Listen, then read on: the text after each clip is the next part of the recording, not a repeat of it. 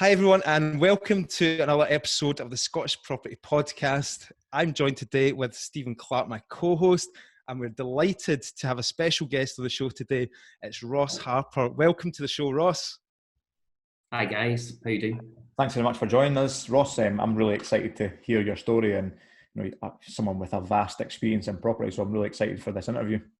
So Ross, just for the people who don't know who you are, could you just give us a quick background resume and what you've done in property up to now and where you're at with your businesses right now, please? Yeah, no problems. So it's quite a long story because I'm old. So I qualified as a surveyor. There were no jobs in the early 90s when I came out into surveying, worked for Countrywide and for Slater Hogg for quite a few years as an estate agent, so learned most of my trade and skills at that point. Became a developer in the late 90s, 1999, 2000, did that till 2008, struggled really badly with 2008, and we'll touch on that later on. Really struggled 2008 to 2010. I watched 10 episodes of Homes Under the Hammer. I know everybody's very critical of it, but I thought I could do that. So I started an auction company along with a guy called Davy Hutton. We had quite a good, did a year of that. Then we went our separate ways. Set up another auction company and got going with property auctions, so that went quite well. And got back into buying and selling probably around about 2011, 2012. And my main businesses just now, my core businesses are Auction House Scotland, National Property Auction. I've got a trading company that buys and sells houses, building company that refurbishes properties, and I've got a couple of development sites in the go, most notably Belmont West. I've got some businesses down south now, care home businesses. So as I've kind of gone on, I've expanded into things. I've set things up. I've set up a letting agency, set up a financial services business. Didn't like them. They didn't really suit my personality, so I got out of those. So I kind of concentrate on property trading and how to add value to property. So that's kind of my kind of prime time at the moment. That's excellent. And I would say pretty much after listening to all that, they're probably fair to say that there's not much that you haven't done in property when we look at everything all said and done. I mean, I know you'd sort of describe yourself mainly as a property trader. Would that be kind of fair to say? I think the volume of work that I've done is property trading, and I like trading. I don't really like property rentals, but I'll go into what I'm doing with that. Going forward, I've built portfolios before, but I like buying and selling things. I like buying houses at one price, selling at another. That's what gives me a buzz. So I see myself as a property trader. My wife keeps saying, "Stop saying that. You're a business owner now. That's it." But at the end of the day, the deal's the bit that gets me excited. It's what gets you up in the morning and gets you out and about, and it's how you source those deals that I find interesting. But it's quite interesting, Ross, that you never went the typical kind of route of building a buy-to-let portfolio as a foundation first. You went straight into development. I love that because I enjoy developments a lot more than building the portfolio side of it. Was that on purpose, or was it just something you fell into?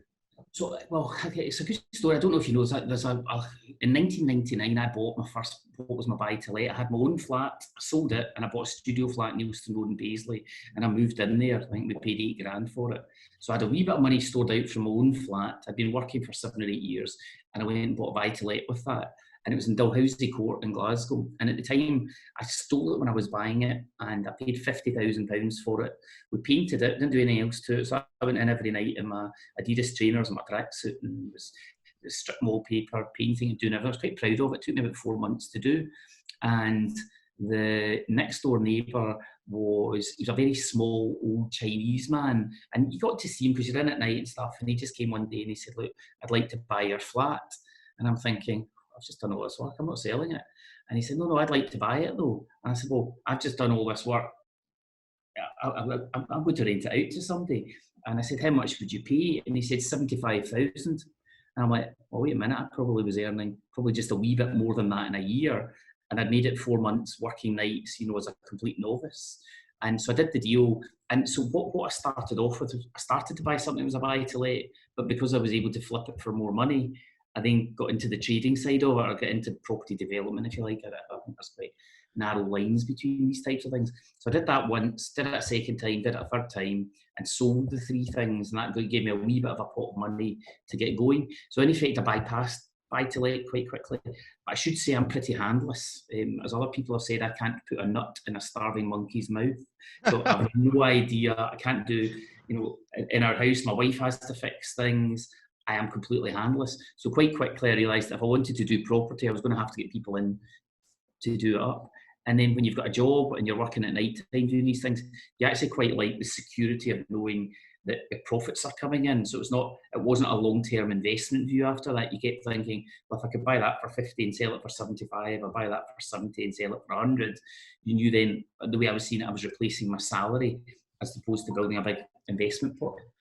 Can you give people just a little bit of context, Ross, about the kind of volume of stuff you do? Because at your kind of peak, I've heard you talk about some numbers, which I kind of had to like replay the recording a couple of times to really kind of get a grasp of the kind of... Do you mean as a buyer? Yeah, so like as a kind of buying and selling houses, like give us an idea. So in the last 7 years, and we checked the number not that long ago, it's about 1,200 houses that I bought, 1,200. Wow. So I built portfolios 2 or 3 times and then ultimately sold them. The biggest pot that I bought 90 properties, which was a distressed portfolio in Fife. I'm interested in this story because this is in my hometown. This recovering from the recession. That's right, yeah. Yes. So it was two. It was 2 publicans, rogue trader type guys in Fife that fell out. These 2 brothers, and there was a High Court case about it, so it's all public knowledge. And I bought it. It was quite a hard thing to put together. There's all sorts going on in the portfolio. It was a pretty horrible thing to buy, and it was quite a kind of low time when we were refurbishing it because you could see evidence of all sorts of wrongdoing in it. But that was 90 units. So we bought that in one fell swoop and bought that and traded through it. It took maybe a year, 15 months to trade through, and that gave work for a year. We did 90 houses we could then sell out through the estate agency. We probably overall tripled the value of it over that period of time from what we paid for it to ultimately what we sold out at, and that went really well. I've bought some other distressed portfolios, 35 units, 45 units. So although the numbers sound quite big at 1,200, it wasn't all 1,200 individual houses. And I've got different systems, I've got different mechanisms that I use when I'm buying things. I'm not the same as everybody else. Through your auction house company then? No, these are all open market purchase things. They're all open market purchase? Yeah, they're all open markets. So the auction house thing, this is a question I think a lot of people ask me, and you see it online and you see competitors saying, oh, they buy all their own stock. I don't buy terribly much through the auction house, and if I do, if I see something that I like, I just disclose who I am, what I am, tell the person what we do. It's much easier, perfectly transparent, perfectly honest. And I own the auction house company. I don't work in it at all. It's got its own managing director. It's got its own directors. It's got its own kind of board of people who work within it, who organise it all. So for me, like today, there was something came out and I thought, oh, that looks quite a good deal. So you go and have a sniff about. So I've got lots of funnels of people who bring me properties. There'll be people listening to this who I just buy straight from. They source it. We've got a thing called Sourcer we use in the office, which brings sourcers a mechanism to exit their deals. And if I like the deals, I'll buy them. There's thousands of deal sourcers, just not people who call themselves deal sourcers. So there's quite a few opportunities for that to be honest. Well, let's just dive into that for a second, Ross. So like, would it be fair to say that if I went along to one of the national property auctions, which is a company that you run here, you've got the branding in behind you, would it be fair to say that there'll be some of the stock in that auction, with some of that may well be some houses that you've purchased and then trading through the auction? Yeah. So that's what I like doing. I like buying out with my auction and then selling it again through auction. So my mechanism, the reason we've probably sold so many is, and I'll just use notional figures here, so I'll turn that down. Everybody's interested in getting the best price when they sell. That doesn't bother me at all. I'm interested really much in getting the best price when I buy the thing at the lowest possible price and turn it quickly. So I look at it, if I buy something that's worth £100,000, I might pay £60,000 for it in the open market. And then I'll stick it back into the auction at a guide price of 60, and it might sell for £75,000. Rarely do I hold on to it to try and get £100,000. So you're turning things over quickly. So as long as there's enough margin in it to do that, I'm quite comfortable selling out through the auction. That as long as you're 15-20% less than market value, the auctions are a really fast way of generating things. We've got, I don't know, before the big cull, we had about 45,000 investors throughout the UK who were buying. But the reality of it, there's probably 50 or 60 active buyers who are keen to buy things. So we know who we're selling to. So from my point of view, it's just agreeing a purchase with the person who wants to sell it to me, whether it's an estate agent, a lawyer, an administrator, a surveyor. There's all sorts of different people introduced to me. So I'll buy it in and then flip it back out. The only thing that I think I benefit from is, and it's not perfect knowledge because everybody makes mistakes, but I know what people are wanting at the far end. So I watch lots of people on social media saying, oh, I've bought this and it's worth 120 grand. And I've got to be careful what village I pick here. I come from East Kilbride. It's worth 120 grand in East Kilbride when it's done, and I've paid 102 for it. But actually, when I'm thinking it's not worth 120 grand, a 3-bed's just sold at 130. Yours is a 2-bed. It's tired. It was probably worth 100 grand, which is what you paid for it. You should have been paying 80 for it. So when you see the story 4 months later that I've now rented it out, it's because they can't sell it for profit. So I've got good knowledge of what things are selling for. The guys that work with me have all been doing it for quite a wee while, so they're quite knowledgeable as well. So the one thing that I've got that most people don't have is instant access to that. Sorcery gives other people access to that, so they get it through John, who you'll see, John Loudon's all over the internet. He is the face of Auction House, he's the face of National, so most people recognise John. Lots of people think he runs the business. Mandy, that's still not true, but John is the face of that, so people get access to him that can get them that kind of knowledge. But that's the bit that I benefit from, kind of know what people are looking for. No, that's good. Can I take you back to that 90 property portfolio in Kirkcaldy and Glenoffice? Because that's very interesting. That's how you you got burnt very badly in the recession, and this was like one of the first major deals you done right at the back of it. So I love how big you think to go for something right at the back of something that's probably painful and emotional. To, I'm going to buy 90 properties at £1 million. So what was the thought process, and basically how was it funded? How was it put together? Like, how did you go from? I did it with a JV partner. Right. So to go back to the emotional side of it, 2008 came, and at the end of 2008, I didn't think there was any problems. I knew all the estate agents because that's what I'd done before. Knew lots of surveyors. They were all my friends. I could get access to cheap properties. I had no clue about the banking. I've got an economics degree, but I wasn't following it that close. It was quite a simple business at the time. So when the run came in the bank and my hunting license, I had a hunting license with RBS, and it basically got torn up. I bought 4 houses on it. Hunting license is a big portfolio product that they said, we'll give you 5 million quid. You can go out and buy whatever you want with that 5 million quid. You don't need to worry about it. Just because of your track record and your experience. Yeah, I kind of knew what I was doing, and that's exactly it. But when that got ripped up because it wasn't secured against anything very quickly. And I just thought, I've worked out how to do these things before. There was no pain to it. I was thinking, right, fine. So I had 40 odd houses that I was bought, and quite a lot of them were missives, and I had to buy myself out of these missives and deal with all that. But I thought at some point, quite quickly, I'll replace that funding. And I must have spent 18 months, 2 years going around trying to replace that funding. It took me 2 years to work out this is not happening. It really did take 2 years. Like, at some point, I'm going to have to get another job because this is not working out. I had 20 buy-to-lets in my own name at the time, and I was basically robbing Peter to pay Paul with credit cards, rents coming in, taking the rents in, paying my credit card down, putting my family shopping in the next credit card. It was all that kind of stuff. It was a really, really tough time. But that's partly down to my inability to see over the parapet and see what was going on elsewhere. Once I took the view that things had changed, it actually worked out quite well. So I didn't have any emotional bit of, I didn't go bankrupt. I was probably trading at quite a negative deficit at one point. I didn't bankrupt myself. The properties were on my own name. I went through a relationship change where I split with my partner at the time, so that was a troublesome time. But at no point did I lose sight of the fact that I know how to do this. I know how to buy houses. I know how to refurbish them. I know how to do deals. So I just kept thinking, how do I get myself in a position to do that again, and worked my way through it. So when it came to that deal, I had been approached by a guy who ran a bridging company to say, how do you fund your deals when you buy them?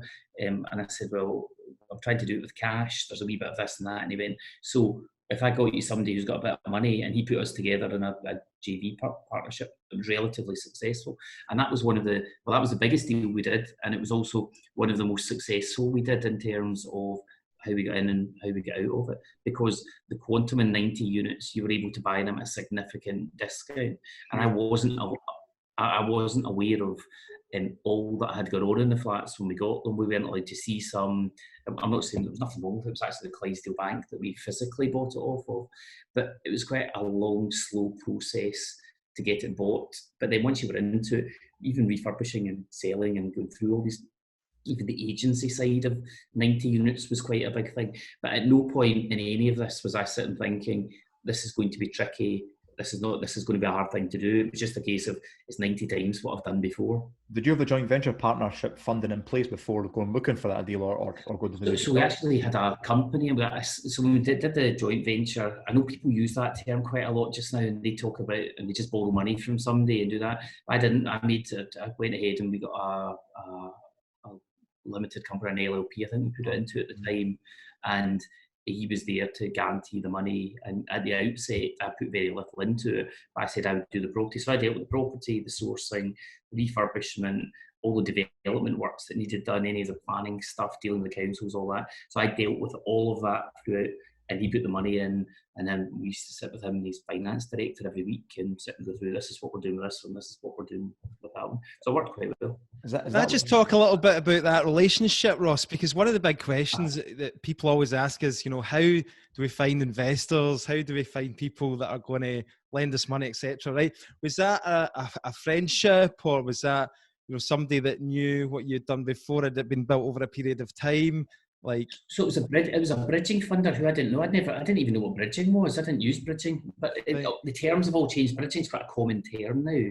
It was a bridging funder who knew this guy had money and knew I could do deals. And he cleverly put the deal together, and he get 10% of the deal. That was his share in it. So I had to go through an interview process, but I didn't really know. Again, I didn't really know that's what I was doing. I didn't realise they were interviewing me for something at this kind of level, and I was quite focused, but the thing about it is I do know my trade. So I already owned Glasgow Property Agency, which was trading BMV properties, although that term probably didn't exist at the time. I did have lots of opportunities coming across my desk. So I was going to say that. I was going to say about opportunities as a business owner, because obviously if you've built a successful business, estate agency, auction company, property development and that obviously builds credibility. And I think where a lot of people go wrong, because we've got a lot of people just starting out in property that listen to the podcast, and I think they're kind of sold by a lot of the gurus and the training and that you can just go out there and people throw money at you. But I always say, well, you've got to build your credibility, whether it's through a business or whether you're showing people developments and stuff you've done in the past. Would you agree with that? Yeah, absolutely. I think the internet's a great thing, and social media is a really good thing because you get information a lot quicker, but the quality of the information is quite hard to know, especially if you're new in these things. So if you watch some of the pinstripe predators and the guys with big knots in their ties, and you speak at events and conferences and get people in a room saying this is how you do it, if you're a novice, if you've not done it before, lots of times you don't really know. So I get lots of I'm quite active in LinkedIn, and I get lots of people linking to me on LinkedIn, and you see the term property investment strategist, which is a bit of a misnomer. It doesn't actually exist. It's not a term other than coming out of a certain training course. And not being critical, but the guys that run the training course aren't really property guys. They're educators. They're not. They might say they are, but they haven't bought 90-unit portfolio's. They haven't bought 1,200 houses. They haven't built 1,000-unit portfolios. They haven't selling the theory on the property and the theory on. Yeah, but when they sell the theory, I don't think they sell the downside often enough, and they're very quick to promote guys. This guy's done absolutely amazingly. Raymond Logan's a close friend of mine now, and he was somebody that I had my eye on social media for quite a long time, but he was involved with one of those companies for a while. He will kill me when he hears me say this. But he reached out to me, and although I quite liked the cut of his jib and what I'd seen, I didn't really do anything with it. And then when I saw that you could just tell all his communication had split from those guys, and he'd gone his own way and he was doing something else. I was on holiday, and I actually saw it on social media, and I texted him and just said, "Look, do you fancy grabbing a coffee when I come back from holiday?" And we said ultimately from that conversation, we tried to set up a business. I'm all about setting up businesses as opposed to trying to get a one-hit wonder. We tried to set up a business doing an accountancy procedure. It didn't really work out. I pulled the plug on it right at the last minute. We then set up a charity called the Next Step Foundation, which helped football players, rugby players, sports people in general throughout the UK transition out of sport, and it gave them help with health and mental health and suicide lines and all sorts of things to deal with, but also gave them training courses how to get on to the next thing. We did that for a year, and then we set up a care home business together, which we own jointly, but he runs. But you can see he was a guy that was in one of those education communities, but actually had quite a lot to offer the community before he was promoted to being the superstar. And my point with this is, you might hear of the 3 successes out of 100 who have done all these things, because it's important for them. Every week they'll tell you the winner's Wednesday or whatever terminology they've got for it. But what they don't tell you is the other 97 people who have been struggling or can't get a deal across the line because they've not been taught correctly, because what they've been taught doesn't really work in the real world. And that's the bit that's probably a wee bit different, that if you know what you're doing, there's certain things that people have been taught to do that you just don't do. You don't. But then their argument would be, well, that's down to the person not taking the action, isn't it? That's always the line. It's the strategy and the education works, but it's down to that individual. So I'm just putting it from the other side, you know. I mean, so no, and in all business, that's true. And we've got had lots of staff. At one point last year, I think I had about 140 staff in total.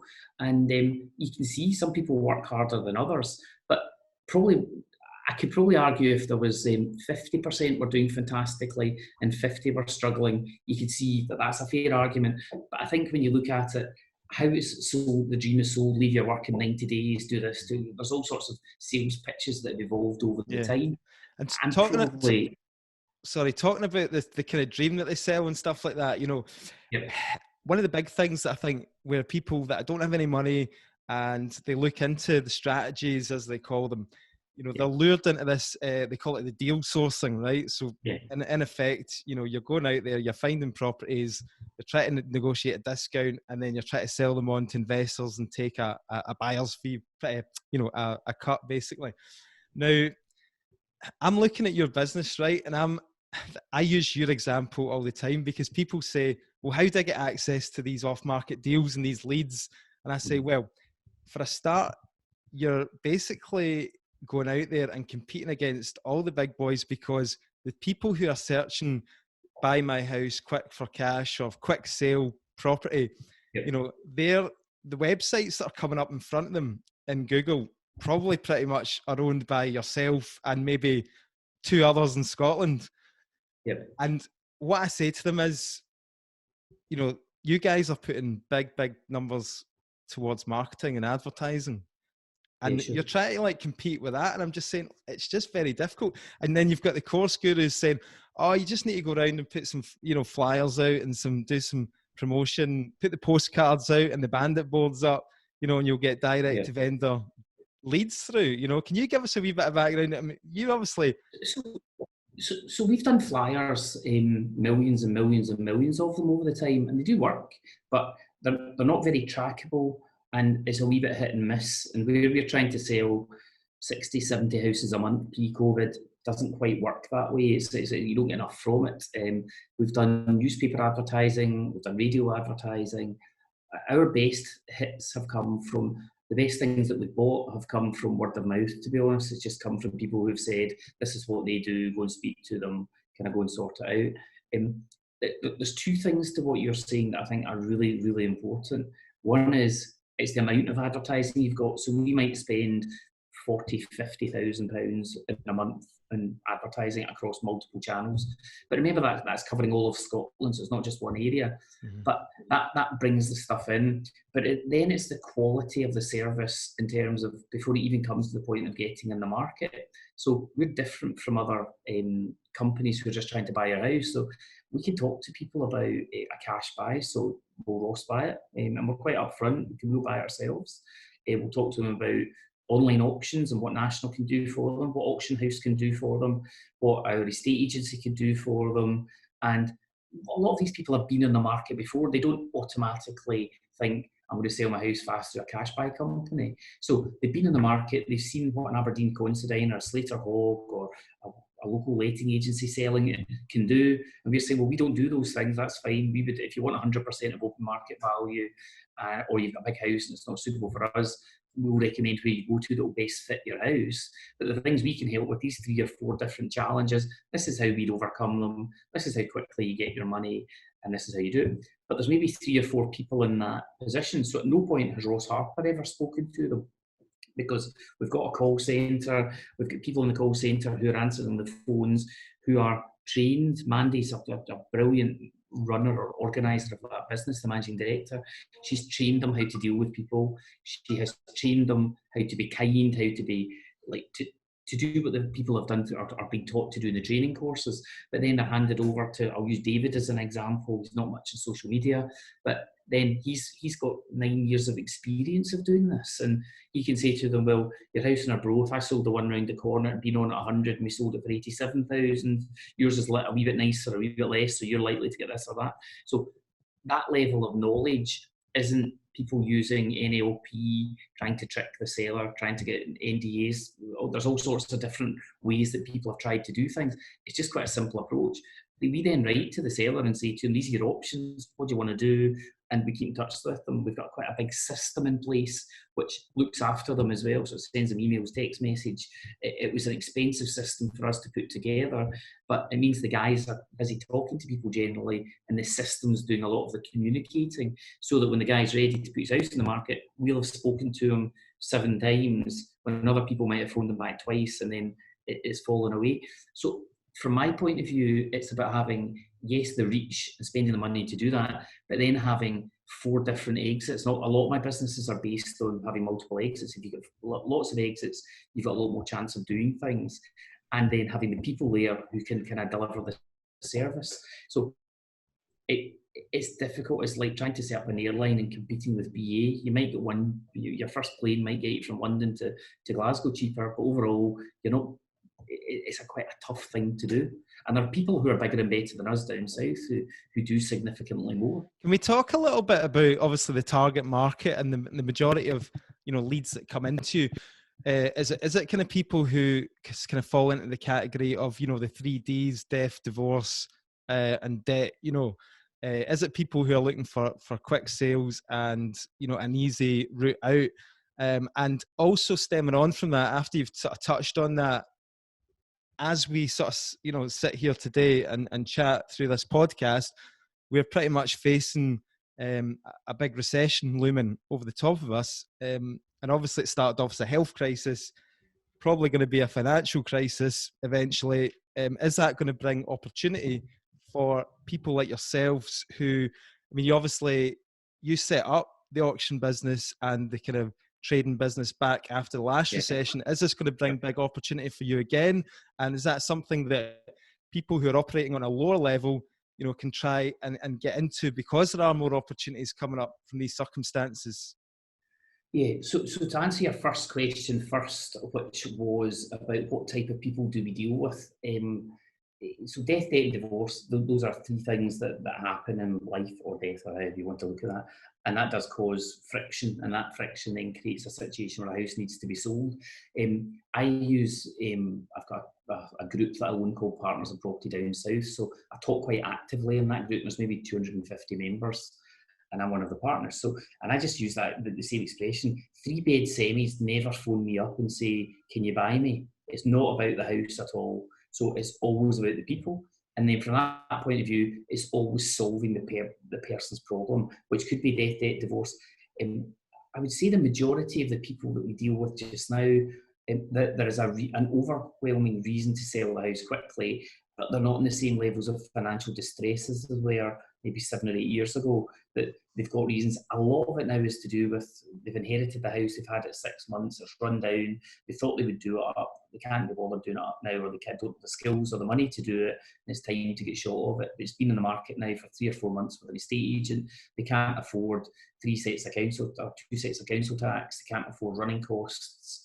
They've tried with the agent, and it's now time to get short, and that's a fairly typical thing we look at. We've got a few people just now who are distressed landlords, and so at the moment I've maybe got 100 houses in my pipeline over COVID that I'm trying to buy, and of those 100 houses, 95 will be in portfolios, I think, just now at the moment, where the landlords are saying, they're saying, well, it's time for us to get out. We're either too old, we found some other place to hide our money and go into another business that might be better. We don't like the hassle. We don't like the grief. Section 24 is causing us tax inefficiencies, all that kind of stuff. And the call I've got after this afternoon is with a guy who I'm hopefully buying 82 houses from. It was due to settle the Friday of lockdown. Bank pulled the funding on it. So we're about to start rejigging that discussion just now. And he's a multi-millionaire. His family have been doing this for years and years and years. The bank don't like this bit of his portfolio. He does stuff down south. He's bought 9 houses in London over the kind of COVID crisis. I was chatting to him about it last week. And so he's been active doing that. So all he's doing is displacing his capital out of a Scottish rental portfolio. Yeah. So that is opportunity, what I was talking about. So that's one opportunity to stress. Tired landlords, Section 24, with the latest COVID and all that, they're just like, time is now to get out. What's your view generally now, just coming on to the whole... COVID, yeah, so the COVID thing and what you were saying about 2008. 2008, I didn't accept was a problem until 2010, and then I realised it was a problem, so I was quite late to it. Naive or gallus or however you want to look at it. This time, we reacted super fast. As soon as we thought there was a sniff that the lockdown thing was going, my various businesses, I furloughed the people in them that I could. I kept a couple of people to tick things over. We moved really, really quickly. Mandy and I had a long discussion after lockdown about what we're going to do, because all I could think about was I've got something like 15 companies currently, 10 of whom are active doing things. And I'm thinking, I'm going to be really bored. My big sites are going to be closed. My building company's not doing anything. Estate agency's not really going to do much. The auction will tick over, but there's no involvement. What am I going to do? I can teach my wee boy to ride his bike. Yippee, that was great fun. You can have fun and do that and have family time, so that's good. So we set up another business 12 weeks ago and basically concentrated in setting that up. I set it up from my bedroom. Mandy worked out of our living room, which isn't the same place, I would point out. And we set it up and worked it. So there's opportunities come out of everything. And I think it's looking at what you can do and what you can get other people to do as well is the kind of key thing. It's not just about what skills I had. And this one we had to involve an import business. We started importing PPE, gowns, masks, all that kind of stuff. And I've never even bought anything on Amazon. So to be fair, it's quite an interesting process. But I had to learn how to do that. We had to find people that could help us do it. We had to find shippers. We had to find people in China to help us get the stuff. We had to find people at the NHS to buy it. We had to find, it was quite a complex set of things. But we went and used all our contacts to work our way around that. So that was the first thing I did in COVID. But now when you look at it, the actual medical side of the problem might not be as bad as everybody expected before, and I'm just judging by what other people are saying. I'm not one of these guys that goes on and argues a toss about what's going to happen with the economy. I'll sit and listen to the big brained guys, and they can argue out and decide what's going to happen or what's not. But I do think we're staring down the barrel of a gun just now. I think we've got, if we come out of lockdown, I'm not sure, I didn't hear Nicola today, but I'm not sure that she's given the go-ahead for estate agents to start back, according to what I've been told. But people are allowed to move house again as of the 29th for normal moves. So it feels like we're starting to ease a wee bit. There's not a lot of stock in the market just now, so prices are going to remain relatively buoyant. There's loads of people over lockdown who I think I thought, I want out of my house, I want to move from a flat to a house, I want a garden. I'm lucky I've got a house, it's a decent size, I've only got one wee boy and my wife living there with me, and we've got a big garden, so we had a brilliant time. I think other people are thinking we don't want to be in a 2-bed flat with a veranda or a cottage flat with a garden, or we'd like to move now. So I think there'll be quite a lot of stimulus in the market now because of that. And I think for the next 2 or 3 months, I think prices will rise, and I think, or certainly stay flat. I don't think there's much chance short term of house prices dropping. However, the underlying trends within the economy suggest that we're going to have pressure on prices. One of the major house builders was claiming yesterday, house builders are going to need help. And I'm like, well, how's a company that made £1 billion last year really going to need help? It doesn't make any sense at all to me. But you can see the government's up for helping people out just now, so that's what they're going to do. But where I think it'll get interesting is the people who have spent their bounce back loans. I met a shopkeeper a week and a half ago who was telling me he got 3 bounce back loans of 150 grand. I asked him, what's your net profit at your shop? He's only got one shop. And he said, I made about 18 grand last year. I'm all right, how are you going to pay back your bounce back loans if that's, well, let's not worry about that, but I'm going to buy a new car, which is obviously what bounce back is there to do. It's there to stimulate the economy and get things going. But I'm just thinking, how's a guy who's a shopkeeper with a semi-rural shop, it's not even a busy city centre one, he's going to struggle to start to pay that stuff back. So I think there'll be businesses that quite quickly get caught out. Things won't come back. The poor quality agents will struggle. So then the banks will start to say, well, we're not re-lending, we're not giving you more money. And then the people who are quite successful, some might say, well, that business, that doesn't really work for me anymore, we'll pull the plug. At which point I think October, November becomes the land of opportunity. That's what I'm... I totally agree with you. And just one thing about the bounce back loan thing, I think in the hands of the wrong people, the bounce back loan's a potential disaster, because like you said, I've seen a few people on my Instagram, my social media, younger people, who have possibly stepped off the back of the property strategist courses, and you're like that, they've turned up with a new motor and you're like, oh my God, this is dangerous. Yeah, and, absolutely. So you're talking about cars is an amazing thing where I'm right into cars, and I make money in houses and I lose money in cars. My wife will, if she's listening to this, she'll tell you that's exactly the way of it. Familiar. And she said, I'm trying to make more in one and lose less in the other. That's the marginal gap I'm looking for, trying to go that way. But the Land Rover have just brought out a new Defender, which I love Land Rover Defenders. And the Land Rover garage phoned and said, we've got a couple of cancelled orders. Do you fancy one? And I went, yeah, I'd love that. And I'm thinking, well, there must be a deal here, so this might be really good. I could sell my cars, I'll get more than mine are worth, and get something cheap.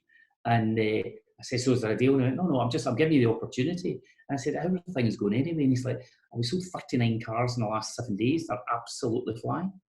And which is the opposite of what I thought in my head. And I buy cars regularly, and I was thinking the car trade would be on its knees. There's got to be a price to pay somewhere along down the line for all this stimulus and all this money that's just been thrown into people's hands willy-nilly, So, but that's what you're talking about, the opportunity going into what happens in property. If I was I'm not trying to do in my auction company or the trade sales we have to investors, but the reality of it is I wouldn't be sticking my hand in my pocket just now to buy something unless it was a really, really good deal, because I think the chances, especially if you are new to this, and by new I mean 2, 3, 4 years, I'm not even talking about decided 6 months ago, you're going to get into property, the likelihood is prices will remain strong. The likelihood is there's lots of people with bounce back money and these kind of things in their pockets just now. The lenders, so for example, Together closed its books for quite quickly, and they're back relending a wee bit just now, and they're getting back into it. But lots of other lenders are out there who's used quite a bit of money from Together in the past, and they are a great company to deal with if you know how to deal with them. But the reality is there's quite a bit of money swishing about. People are keen to do it. But I think you can see a 15 or 20% differential between the price you pay in July to what you're going to pay for the same house in November. It's quite hard to make 15 or 20% in a property. So if I was thinking about this logically, the best time to buy will be kind of later in the year when you get to that kind of into the winter months, and there's a bigger chance of a resurgence of the main issue that's going on just now, a second wave. Nobody knows what will happen. So I think if you're developing and flipping, and obviously, and the profit is obviously key to getting in and out, then that's totally the strategy to use. But I think like a lot of people that we talk to, and myself and Stephen, we're building portfolios for the long term, so the 20 to 25 years. So, I'm probably going to buy a couple in the next few months. I'm not going to get carried away and go at closing dates and stuff like that. But, I might lose 10%, 15% later down the line in a year or two's time. But it doesn't necessarily worry me, but I know that over time it will come back up anyway. Okay, but my only rationale to that is, how long have you been doing this? Since like 2005 I bought a couple, and then I've taken it to a sort of next step, sort of 2000.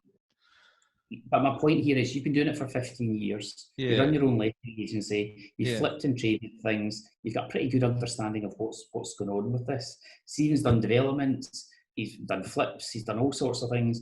In terms of picking your strategy now, I'm more talking to people who might be 6 months in, a year in, 2 years in, and thinking they need to buy to flip just now to get into the next one. Or, from your point of view, you might buy a couple. You might have some money in the bank to be able to do that, and to do it, that's absolutely fine. One of my main strategies going forward, which I set up at the beginning of this year, or one of my targets, is portfolio building, which, although I don't like it, I've got right into it, so I'm quite keen to build it. And I think that's fine. So it's fine for people like us to sit and say, yeah, I'm going to buy some houses over the next few months, because you understand the risks. And if something goes wrong, you're not reliant on that bit of business to get you out of a problem. What worries me just now is that people are thinking, well, the last house sold for 100, so I have to pay 102 for this, when the same house might be available at 90 or 85 in 6 months' time. But they need that money, so they're not going to get out of it later on. That's the bit that kind of concerns me with it. I heard you talking about that. Sorry, Stephen, on you go. Sorry, Ross, I just want to know what's the strategy for your the portfolio building business then? Is it, I'm assuming, knowing you having the conversation with you on this podcast, it's going to be a massive big target. Yes. So it's 10,000 houses. Wow, that's some goal, man. What age are you hoping to live to? Absolutely. So 10,000 houses. 10,000 houses over 5 years. Over 5 years. Yeah. So, but it's just like, and I know this sounds like property education, but setting yourself the right goals. This is not a Grant Cardone 10x type. Let's go and do this. This was for me. If I could buy 1,200 houses in Scotland, roughly over 7 years, with a couple in England thrown in, what could I do throughout the whole of the UK? What do I need to do it? So I followed a guy, I met him on social media, I met him at a couple of meetings, a guy called Adam Lawrence, who has actively been buying. I introduced him into buying stuff in Scotland. He's bought a few things off me in Scotland, and we set up a business called 48 Capital, which we set up 6 months ago maybe. Within that, we've probably got maybe 100 houses under offer just now. We're currently doing a development of 10 down in, I don't even know where it is, but it's down south somewhere, Lincoln. And we're doing a development of 10 units, 8 flats and 2 shops down there. Currently looking at a hotel down in Torquay. I'm looking at stuff so I chose, if I'm going to buy a portfolio, I really want to buy across Middle England stuff that's maybe worth 100 to 120 grand. Try and buy portfolios of stuff. So north of Birmingham, across from Manchester, all the way over to the East Coast. And I'm not fussy about what I buy, because when I grew up in East Kilbride, everybody always said, oh, Hamilton's shit to live in. And I always thought Hamilton was this gruesome place.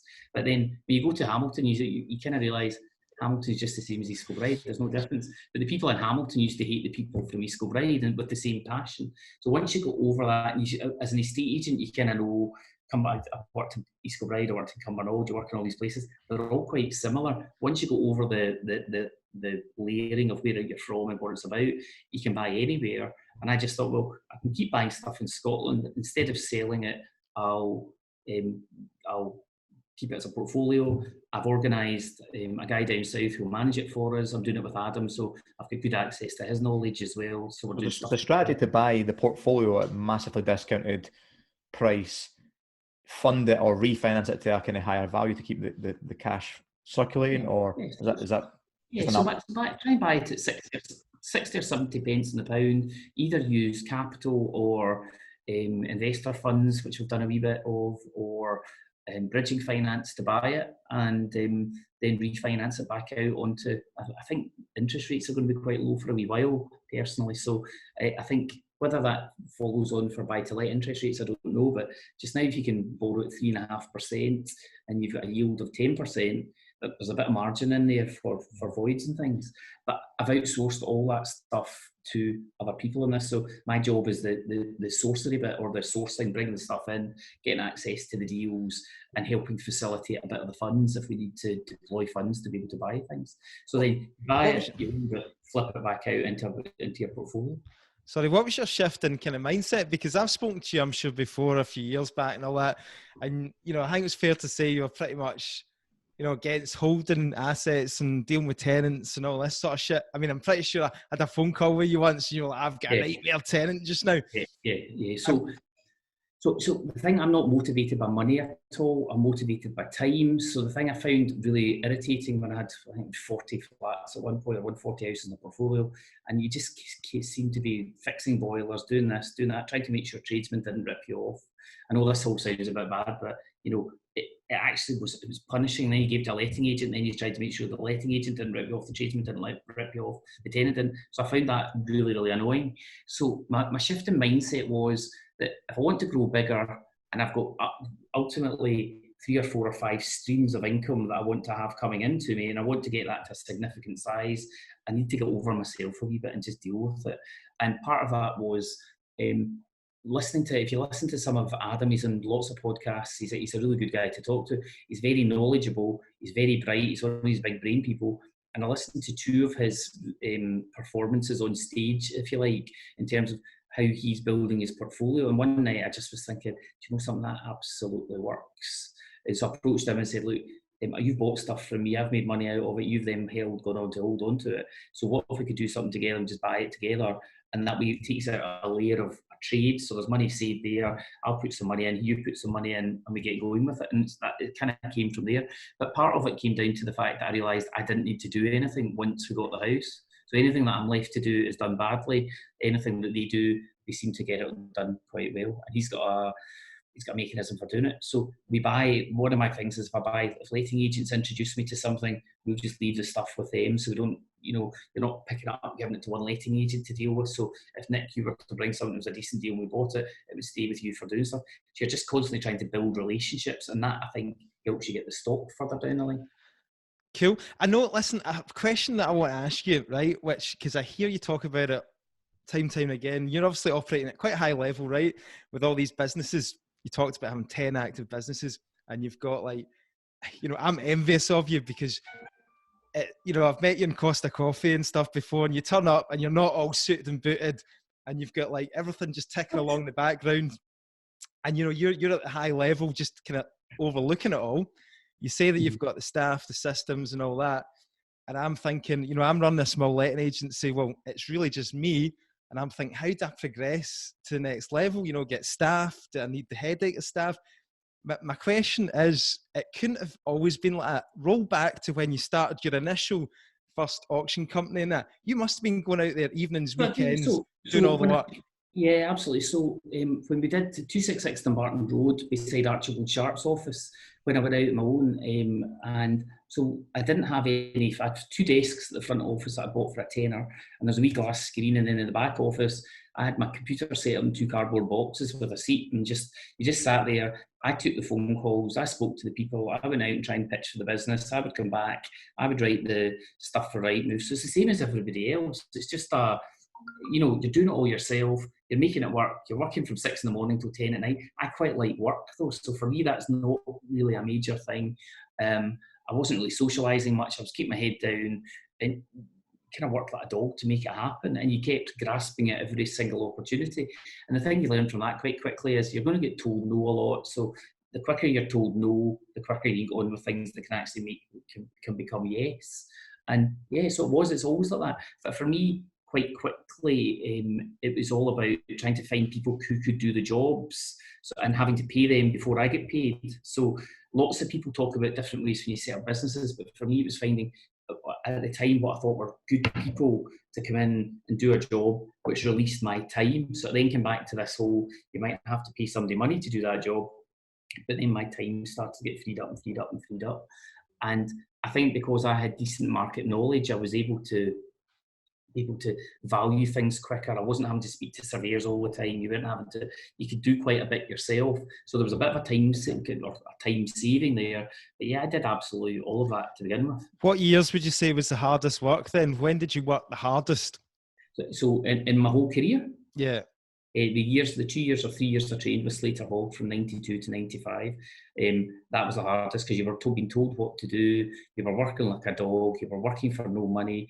What I didn't understand at the time was it was the best education, because for me it just gave me my work ethic. So that by far was the hardest. As a business person, 2008 to 2010 was horrific because you're having to lay off people. That's the hardest thing you'll ever do in your life. You're having to lay off people who are not going to get another job, and these are just tough times. But for me personally, money's not the big thing. So the fact I was zero, didn't have money, affected the people around me more than it affected me, because at the end of the day, I just assumed that once we get going, or once I worked out what to do, that side of it would come back. Working hard for me, I get up at 6:30, maybe not for the last 12 weeks, but COVID's been interesting because it's the first time I've ever worked from home. I've quite enjoyed it. Right. I used to get up and you go out at 6:30 in the morning, you come home at 8:30, 10 o'clock at night, you'd be doing emails. That for me is standard. I quite like doing it. I like what I do. And if you had to start like completely from scratch, because again, we get a lot of people who are wanting to get in, you know, they want to leave, they're sick of their 9 to 5 job and all that. And they don't know, for some reason, property is glamorized. We all know that. And if you speak to like, I don't know, 80% of the population, you know, it seems like everybody wants to get involved in property. But, you know, you basically went through Slate Hog, you know, as a trainee estate agent and all that. And then that brought opportunities from there. Too many people want the fast route.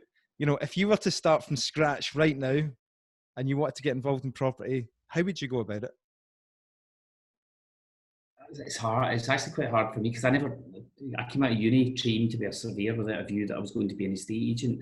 I never really chose it. It kind of just fell into my lap. So, yeah. But if you were like, if you knew what you like with all the resources and that you've got on the internet, you know, like, you know, deal sourcing. I definitely wouldn't be doing property. So to be honest, I wouldn't be. Property's too slow a way to accumulate money, even flipping and trading.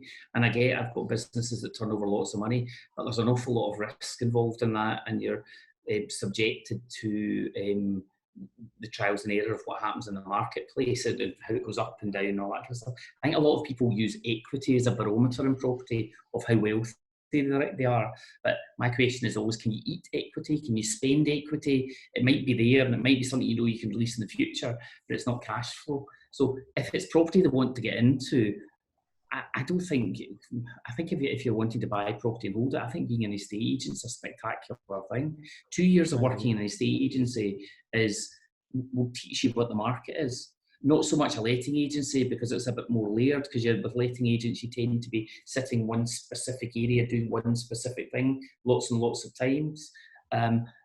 If it was me, I would be working in an estate agency and buying buy-to-let properties in the background, buying nice tidy flats that I don't have to do much work to. And building up your contacts list and, you know, meeting people and just building up relationships and stuff.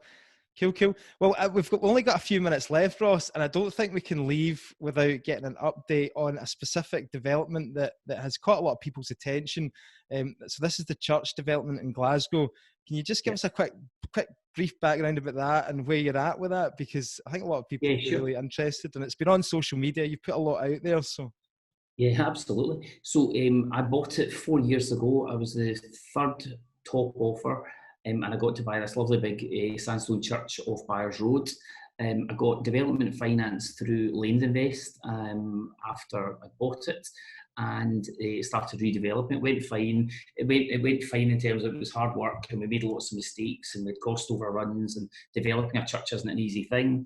But we were about 6-8 weeks away from finishing, or it was almost finished. Somebody broke in and set fire to it, which was horrible. The actual fire damage was dreadfully small. It was very, very light. I think people thought it was burnt out inside, and it wasn't. So there was smoke damage and there was some water damage from the fire engines which was sat on either side of it.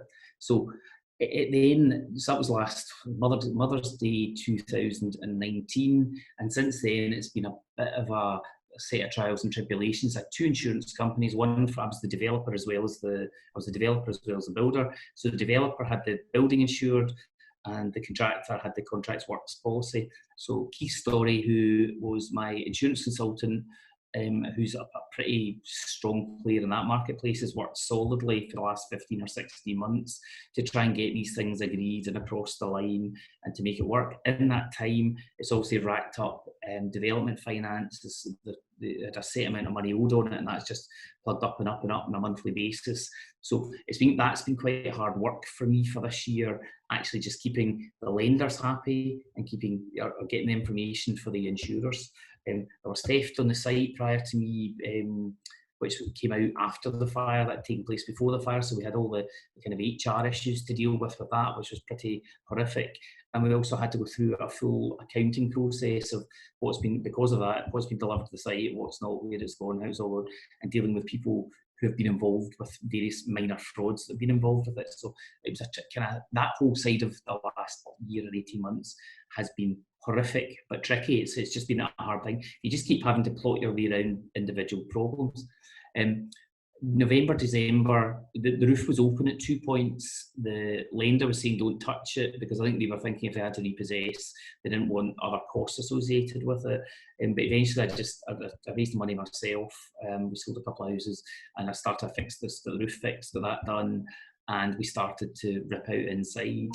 We got to we're about 8-10 weeks away from finishing, and then COVID hit. So Calma are on the job just now. They're doing a good job of fitting it out. And I was there with the building warranty inspector going round it.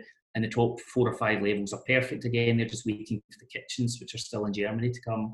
And the basement levels are all good. They're all sorted. And the other thing that I'm doing, the lift, I've got a glass lift that goes 6 stories through the building on all the various levels because it feels like a church inside.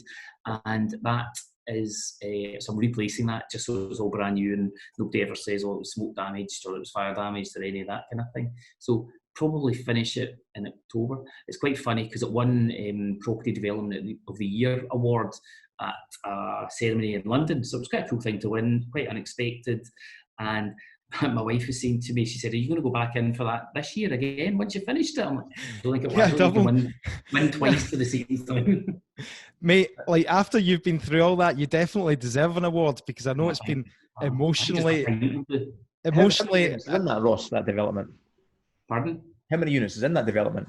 So there's 24 units. One of them, we've put one of them together, so there'll be 23 in total, which is 20 in the main building and 3 muses out the back. Right. GDV is about 10, just under 10 million. Right, brilliant. And is it planned to sell them all? Yeah, I think we've got 14 of them sold just now, so I've got the rest of them to go. I'm hoping to live in it. The ones I put together are going to be my house or my home. So I'll sell most of them off. And obviously, like, it's been hugely emotional, right? And it looks like a stressful. I mean, has this been the biggest development that you've done to date, like in terms of, you know, scale of building? Yeah, miles. Yeah, by miles. Yeah. I did that building in Clouston Street that I think you were involved with at one point. There was a building there that I bought, and so I've done a few buildings, but nothing like this. This was like Scotland's dearest badminton court, and we had to fit 20 flats into it. So my question is, would you go through all that again? Would you do another one of that scale again with all the stress and the problems and that? Yes. So if you'd asked me that 3 or 4 months ago, I'd say no. But that's because I've got a kind of rich vein of property coming to me that I can buy, sell, and flip. So the opportunity, it's not just doing the work. There's an opportunity cost there of not doing something else with the time and the money. But now where we've got it back on, I kind of know where the problems lie and all that kind of stuff. I have looked at another couple of sites. I'm getting access to stuff down south, and so yeah, it just seems to be sensible now to do that. It would be insured differently. Sorry, Ross. Depending on how the insurance claim goes, and obviously you've racked up a lot more development costs with a delay, about 15-16 month delay with the fire. I take it that it's still going to be financial success, the project. Yeah, hopefully. I think with the way it works out with insurers, we produced a set of costs for them, and I'm not insured for the interest payments. So the interest payments are about 1% a month, and it was on 6 million to start with. So that's gone, the simple maths are that's gone from 6 to 7 million. Probably there was a couple of £1 million worth of profit in the total deal altogether with everything paid off. And I think I'm hopeful that if things go okay, and obviously COVID might make some changes, although we sold 3 or 4 flats in the last few weeks. So I'm thinking it might come out at that kind of figure, maybe a wee bit less than that. So ultimately, I don't think I'll lose out of the period of time.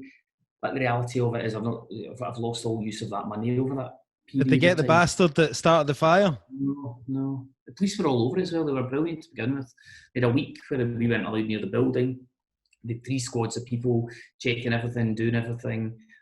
We were interviewed. I think, to be honest with you, when you're a developer and something goes on fire, everybody thinks you've done it. And I've watched Facebook posts, I've heard things from friends who know people who live in the area, and everybody says the developer did it.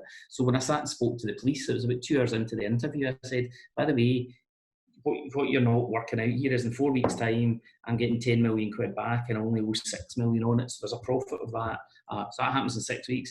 This way, I'm 2 years down the line, I might sell it for the same money, but all my costs have racked up. So the reality of it is there is no benefit to me. And he went, what do you mean?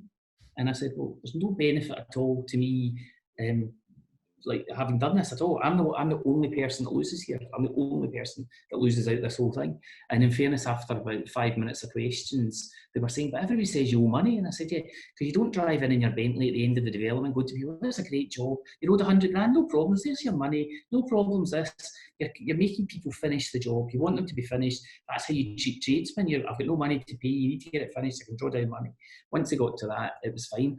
But no, they've never got. I think it was kids personally. My 4-year-old could have done a better job of setting fire to it. Good. Right, listen, Ross, you've been like really good with your time here, and you've shared a lot. I mean, just from that story alone, you've gone right into personal stuff as well. So we fully appreciate you being open and honest. Is there anything you want to mention to our listeners?